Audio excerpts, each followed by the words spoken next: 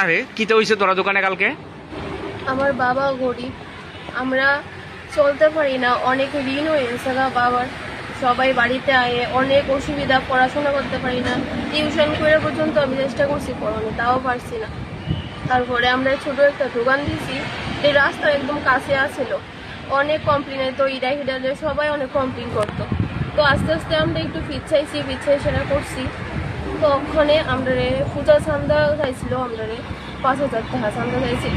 তো তারপরে ক্লাব, এই নেতাজি সংঘ ক্লাবে, ওইখান থেকে 5,000 চান্দা চাওয়ানে বাবা মা তারা কইছে যে তারা পারতো না দিত, কারণ আমরা কেমনি দিব 5,000 চান্দা, কারণ আমরা তো দিন রাত রোজগার কইরা দিনের বেলা রাত্রেবেলা এই পূজার সময় 60 টাকা 5,000 টাকা ইনকাম হইতো না, আমরা 1,000 টাকা করতে দিব। তারা তারপরও মানছে না, তারা বলছে 5,000 টাকা চান্দা লাগবোই, নাইলে তারা দোকান বদ্ধ থাকবো, নাইলে তারা দোকান ফুরা লেবো, কেউ আয়া বাঁচেন না, নাই আমরা দোকান বদ্ধ করে লেবো। আমরা অনেকের আমরা জানাইছি, কিন্তু কোনো কিছু হয়েছে না। তারপরও তারা এসে কিটা হচ্ছে 1,000 টাকা চান্দা লয়ে গেছে, আমরা 500 টাকা মানছে না, 1,000 টাকা লয়ে গেছে, তারপরও তারা মানছে না। তারপরে তারা কিটা হচ্ছে দশমীর দিন, তারা যে দশমী গেছে কালকে দশমী দিন আমরা বাড়িতে আসছিলাম না, তো রাত্রেবেলা আগের দিন রাত্রেবেলা বাড়িতে আসছিলাম না, ঘুমাইছিলাম, অনেক পরিশ্রম করছি। তো এদিনকার দোকান খুলছি না কালকে, যে কারণে তারা দোকান খালি পাইছে। আর তারা দশমী করে যাইতে গিয়ে হচ্ছে আমরা দোকানটা ভাঙচুর করছে, অনেক কিছু জায়গাতে টাকা দিয়ে ভাঙচুর করছে।